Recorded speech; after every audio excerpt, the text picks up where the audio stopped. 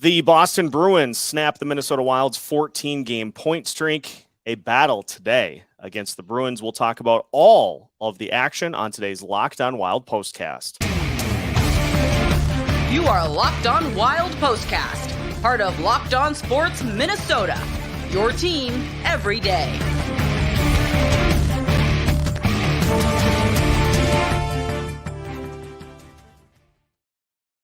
Minnesota Wild fall by a score of 5-2 to the Boston Bruins, and today's Locked On Wild POSTCAST is officially underway. Seth Topal joined by Kevin Gorg.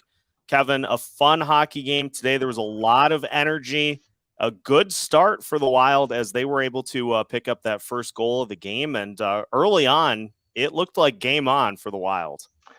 Yeah, I thought both teams brought not only energy but intensity to this game. You never know for the Bruins what you're going to get this late in the year when you're in such a comfortable position. But be nice level, I could definitely tell you that the Bruins brought their absolute best today, and I thought the Wild came out with great purpose. They got some key saves from Gustafsson in that opening 5 or 6 minutes, and then they get the goal. They follow that up with another goal that they think they've got from Matt Dumba. All of a sudden, the place is going nuts.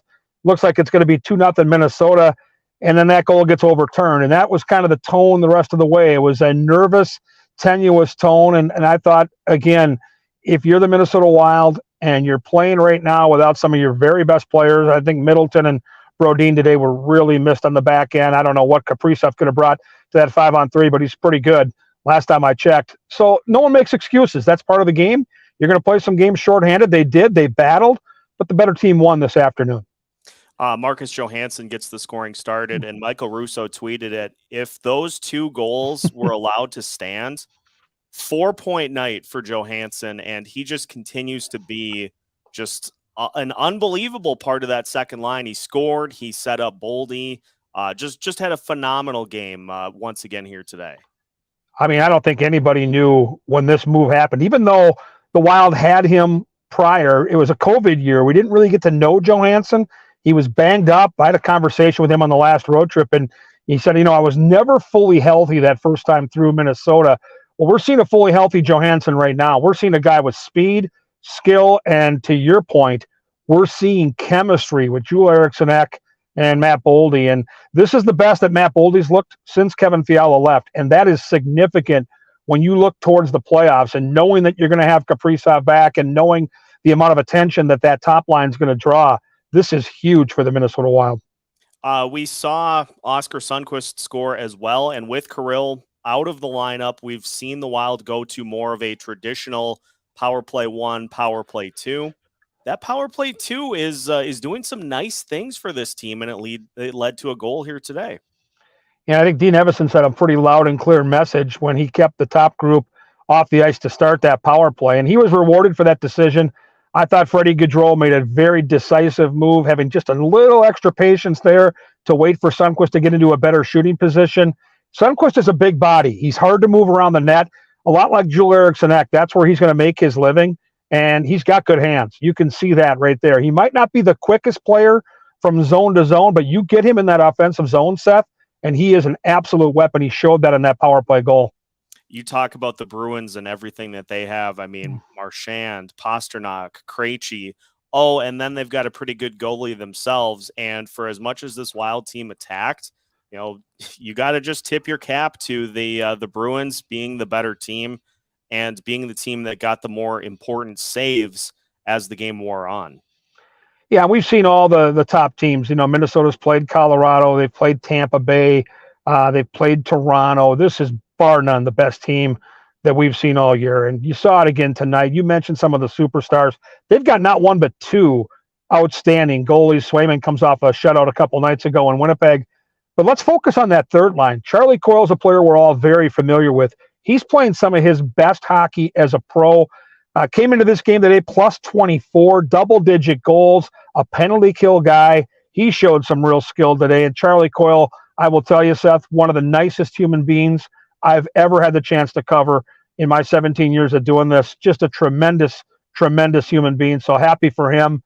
This Bruins team is going to be a handful. I'm really thankful that they're in the Eastern Conference. And, it's funny right now for the Minnesota Wild, the way they've played, as wide open as the Western Conference is, You just got to focus on what you did well and the depth they've got right now, and know that, starting maybe tomorrow, that reinforcements are on the way, and your best player is resting up for what's going to be an impactful final couple of weeks. And of course, the Wild believe a nice solid playoff run as well. The Wild have now scored 19 goals in the 4 games since Kaprizov was hurt, and so they just continue to hum along offensively. But it seems like we're back to what we saw last year, where it's a different guy every time. You've got the second line, you've got the third line. How about the fourth line today, just setting the tone early on? Yeah, you've got a lot of guys right now that see the writing on the wall. I think you look at Marcus Foligno, who could come back tomorrow. Brandon Duhaime skated this morning with Andy Ness, their strength and conditioning coach, and actually took warm-up. So if you're on this roster right now and you're playing, you've got to be looking over your shoulder, and you've got to be able to do the math. As well as these lines are working out right now, you've got 2 guys knocking at the door up front, 2 guys knocking at the door out back, and then, oh, by the way, in another 2 or 3 weeks, you've got number 97 coming back. So, Dean Evason's talked about this. Depth breeds competitive hockey, because everybody is playing not only for their job to be in the lineup, but they're playing for more ice time. And Billy Guerin has done an unbelievable job of putting this team in a position to succeed, because Bill Guerin's seen the 82-game rigor that the regular schedule provides. There's going to be injury. There's going to be sickness. There's going to be setbacks. And when you get healthy and have depth, it forces the hand for everybody to play with just a little extra desperation. That's exactly what you need this time of year. We'll talk about the penalty kill being a little leaky over these last few games, but I think that just comes down to the amount of penalties that have been taken. We'll talk about that. We'll talk about Marc-Andre Fleury in net against the Capitals tomorrow. Plenty more to come as we continue today's Locked On Wild postcast after a word from our sponsor, which today is the official sports betting partner of Locked On. That is FanDuel Sportsbook. And March Madness is here. There is no crazier time in sports than the NCAA tournament, and FanDuel can help you make the most of a crazy next couple of weeks.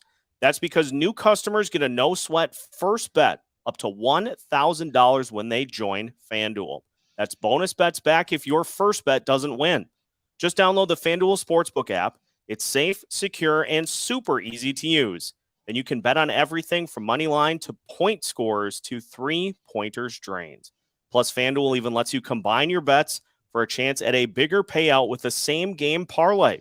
So don't miss the chance to get your no-sweat first bet up to $1,000 in bonus bets when you go to FanDuel.com/lockedon. That's FanDuel.com/lockedon to learn more. Make every moment more with FanDuel, an official sports betting partner of Locked On. Continuing today's Locked On Wild postcast, Minnesota Wild fall by a score of 5-2 to the Boston Bruins. Washington Capitals on tap tomorrow. Kevin, we will see Marc-Andre Fleury, and I have to say I just loved the clips. We talked a little bit about the Fleury-Binnington scrap after the Blues game, but I loved seeing those clips throughout the week of him, of Fleury mic'd up.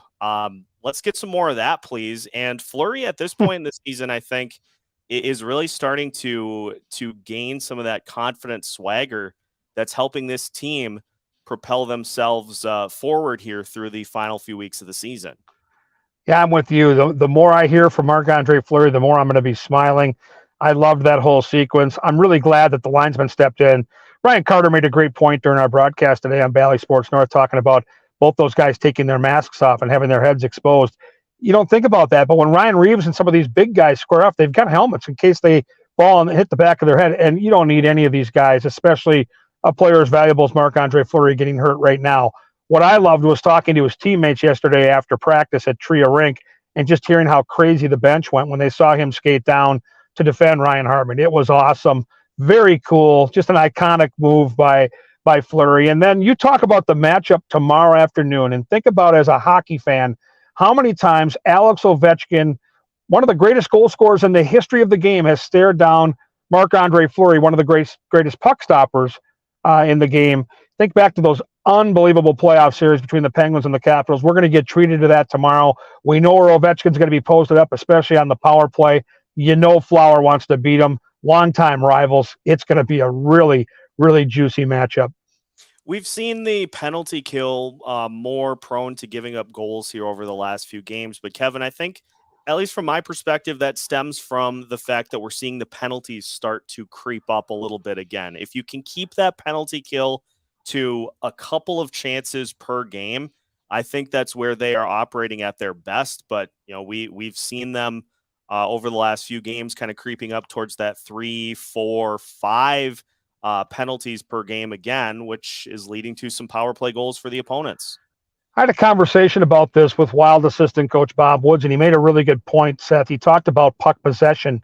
And when you're missing Jonas Brodin on the back end and you're missing Kirill Kaprizov on the front end, I don't know what the time would be, but you can quantify it. There's no question that the opposition is going to have the puck significantly more. Brodin's our most efficient player, controlling the play, breaking the puck out, and Kirill Kaprizov is just a puck possession monger. So that's a factor, but it's all about habits. And if you don't have the puck, you have to defend with your feet, not your stick as much, and they've got to get back to that habit. And it's going to be a big focus point with the Capitals tomorrow. But I think 5-on-5, the Wild are a better hockey team, even as banged up as they are right now. But if you give Ovechkin and the Capitals 4, 5, 6 power plays tomorrow, it's going to be a long Sunday afternoon in St. Paul.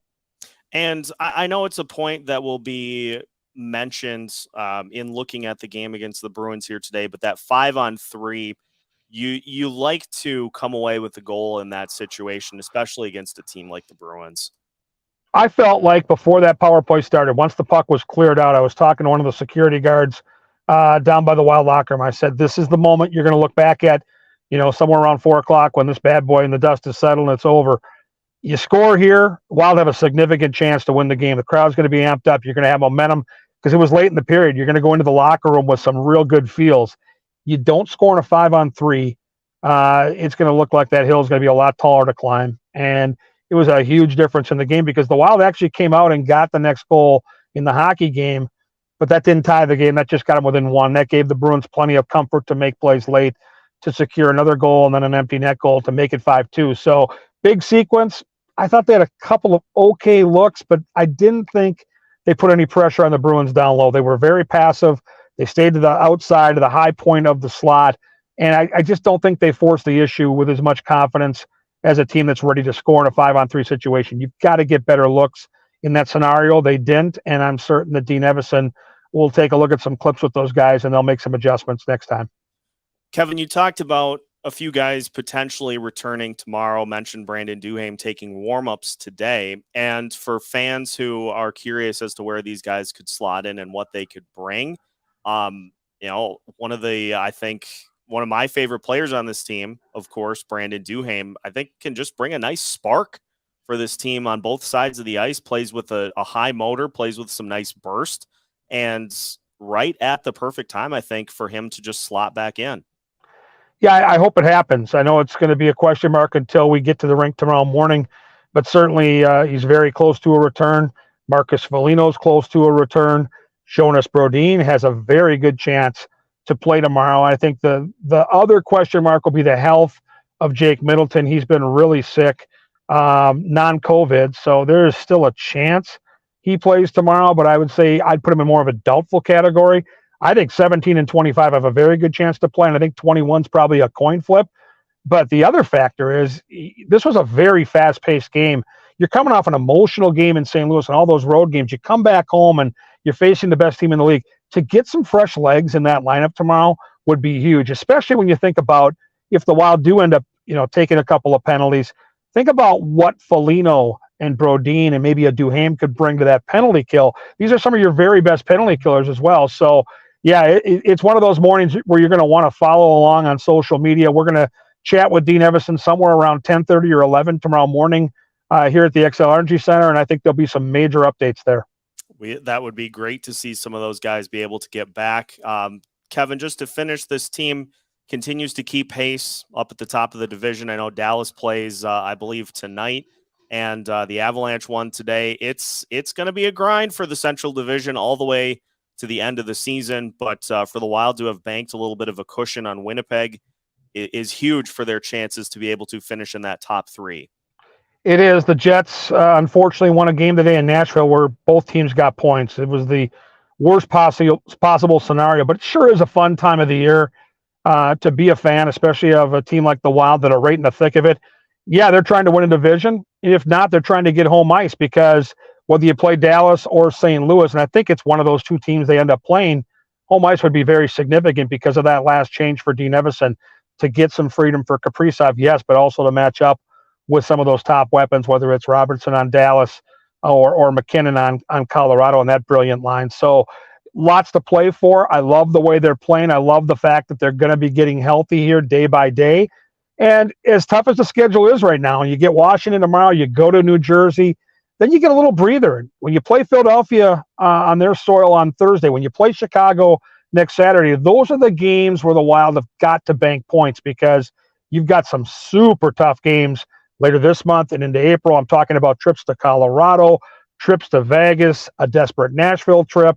So, yeah, there's a lot of fun right now with the standings and within that. And, I think right now you just got to keep hoping that the Wild can continue to grow their game. They've got a nice team right now. They've got some nice additions that are making an impact. And with their best player resting up, I like what I'm seeing. I like the feel around the locker room right now a lot. Yeah, they have risen to the challenge of trying to replace that goal scoring and then some. So we'll see if the Wild can get back into the win column tomorrow. That will do it for today's Locked On Wild postcast. Kevin, appreciate the time as always. We'll check in with you after tomorrow's game.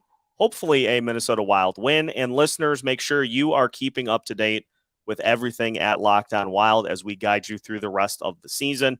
Follow us on your favorite podcast platforms, subscribe on YouTube, and we will guide you through the postseason push with new episodes every Monday through Friday as part of the Locked On Podcast Network.